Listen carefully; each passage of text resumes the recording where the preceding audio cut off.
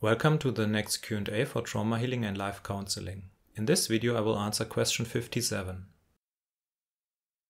Dear Gopal, every time I say goodbye, even if it is just for a day, to someone close to me, my whole system gets activated very strongly, and I relive the pain of abandonment and attachment loss of my childhood. It feels horrible and I feel hopeless resolving it. Doing honest sharing sessions directly after the goodbye seems to help a bit to stabilize the system. In psychotherapy, I didn't find a real solution yet. Do you have any idea? Yes, of course. The reason why this state is being created is that your body doesn't feel safe enough in general. And that means that you are not deeply connected to other people, or at least one, so that your system can fully relax and all emergency states in the body can cease and disappear. By not getting in full contact in a deep relationship, you keep up the stress in the body, and you are doing this since childhood. And in that case, it is easy that any situation that is similar to traumatic situations in the childhood can trigger states in the body of emergency, and this is what you describe. The way how we disconnect from other people or how we avoid deep relationships is just by being not totally honest about our internal movements. And that means that to the person who lives closest to you, you are not fully honest. You hide something very important, and you had to hide it in your childhood to survive it. But today it's not necessary anymore. This hiding was necessary in the childhood. Today it creates all the suffering and trouble. It's about looking what you are not sharing with your partner or with your closest friend. There is something. It may be completely unconscious, but there is something. It must be there, otherwise you wouldn't ask, and otherwise you wouldn't have any problem in life. It can be, for example, rage. Just rage. This is one possibility. That you constantly avoid to share your rage with your partner. Your impulses for autonomy, for being independent. So every movement inside of you that makes you independent from the person who lives closest to you is most probably, maybe, I say maybe, I don't know, maybe and most probably is being rejected by yourself. You don't share it. So what you experience on the outside is the same what you do in the inside. You avoid the situation of separation on the outside. And the same, most probably, you are doing with yourself. You avoid any movement and impulses that creates independence. Not separation, but independence from the other. Most probably, you avoid that.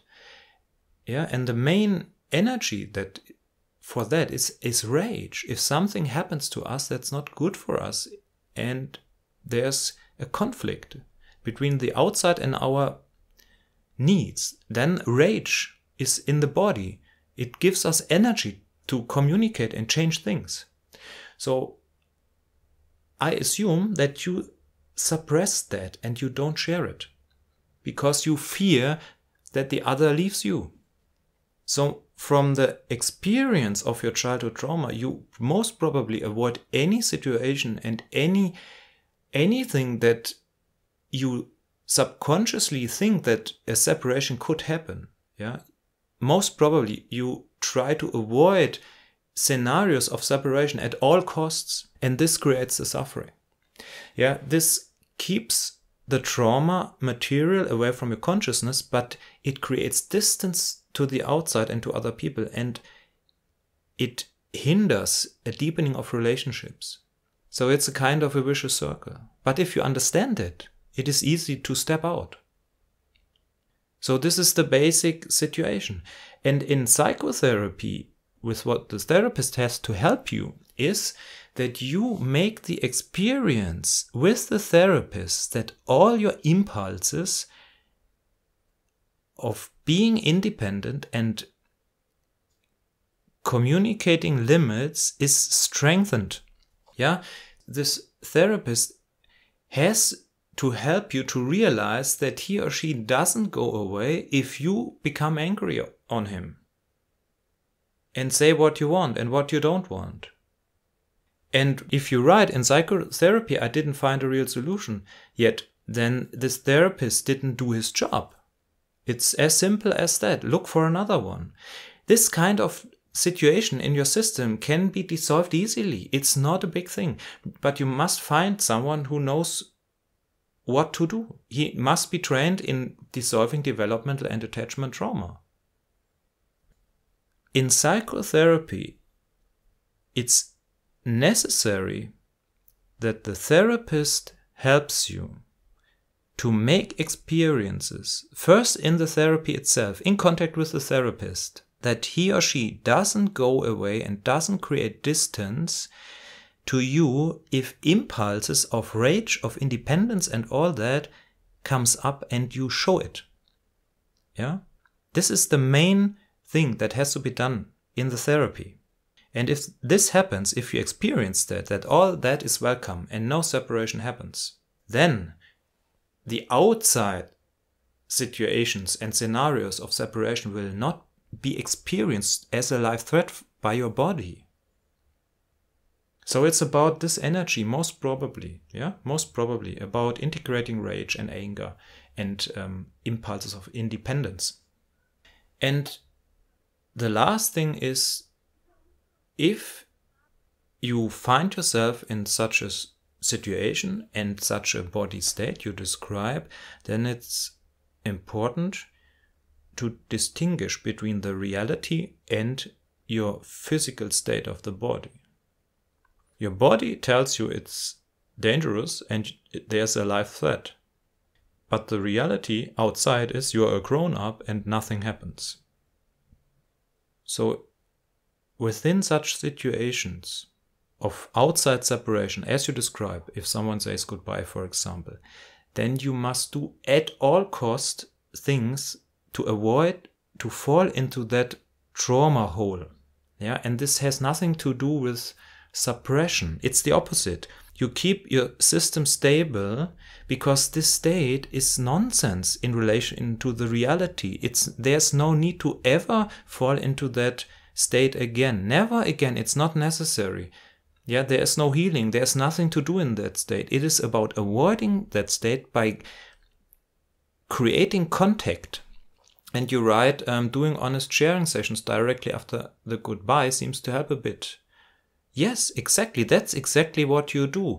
You help your body to realize that this state is not necessary anymore because there are people available today. It's not the same situation as it was in your childhood. Exactly. And you can do more. For example, you can immediately go out and start running. Yeah. Do exercises, sport. Avoid this state at all costs.